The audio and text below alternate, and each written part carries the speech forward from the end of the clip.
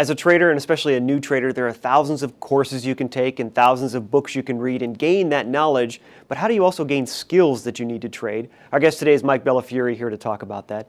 So Mike, what do you mean the differences between just knowledge of the markets and actual trading skill? I was actually just having breakfast with Corey Rosenblum from Afraid to Trade, and we were talking a long time about this. So Corey will come and he'll give a presentation about a particular pattern. Or I'll come and I'll give a presentation about a particular pattern, which I'm going to do. And let's just call that a flag pattern, a technical flag pattern, which a lot of people know. So people will sit there in the audience and they'll listen, and I'm sure they'll be highly entertained as they'll sprinkle in some nice stories. And so now what they've gained is domain knowledge. They've learned a setup. But that's just the beginning of the learning. You can't walk out of the presentation that I give and start shooting away on your Ameritrade account and think that you're going to be able to retire to a Caribbean country in a couple of months. That's not going to happen. You got to add intrinsic motivation, which means you're going to have to stay late and do a lot of practice. You got to add critical feedback. There's a great book, Bounce, from a really top-level ping pong player who studied how people became great at things.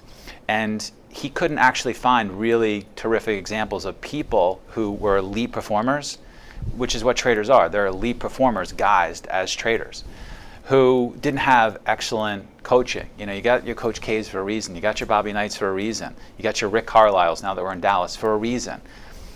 You got to add also purposeful practice to that. And Gladwell wrote a little bit about that, and Dan Coyle writes about that. And you know, Anders Ericsson is really the grandfather of all of that. And that's really how you become great at anything. I know that traders have an easy time seeing the pattern after the fact, of course. Everybody sees a beautiful head and shoulders or the flag pattern.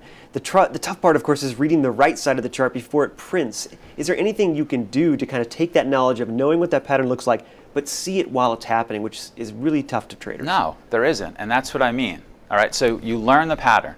Okay, that's the main knowledge. Then you actually have to go through the learning curve. You've got to put your time in. You've got to practice. And what happens when you practice the right way is that you're gaining intuition. I talk about something called combinatorial explosion. I talked about a simple flag pattern. Every flag pattern is different because there's 1,000 variables that are going into each trade. How do you tweak each flag pattern? How do you know when to really size up in it? You can't trade every flag pattern the same. That makes no sense. What about a flag pattern when the market is exploding to the upside versus a flag pattern where the market is exploding to the downside? That's just one variable. You got to trade that completely differently. And so, you know, what you really need to do is practice in the right way. You're going to build intuition so that when you're trading, you actually know how to make the adjustments. And for an experienced trader, a lot of times you can't even verbalize that. We'll sit and talk with our traders, and we'll watch film back of a particular trade, and I'll be like, you really needed to short that stock at the top of the range, not the bottom. Why? I'm not really sure, you know, but I've been doing this for a long period of time, and I just know that's the real thing to do. And I know you're a big proponent of videotaping all your trades so you can go back and look, almost like a football player does in their game.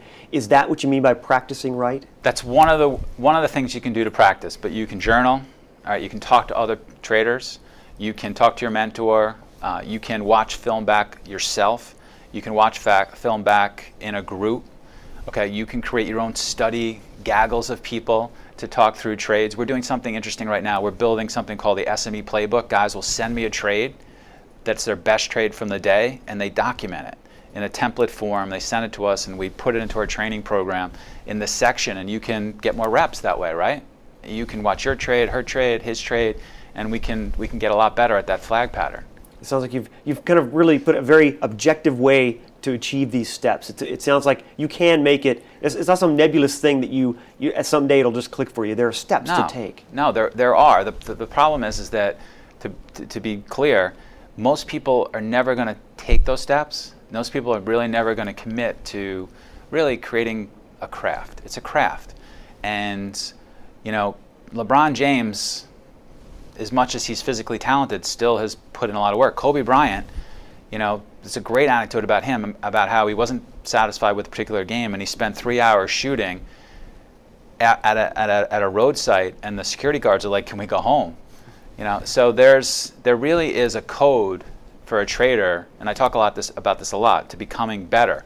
And the question is, do you have the intrinsic motivation? Do you have the ability to sustain your energy to do that every day over 8 months so that you can build a playbook and build intuition to be able to consistently make money in the markets? Mike, thanks for being here. Thank you, Tim. You're watching the MoneyShow.com video network.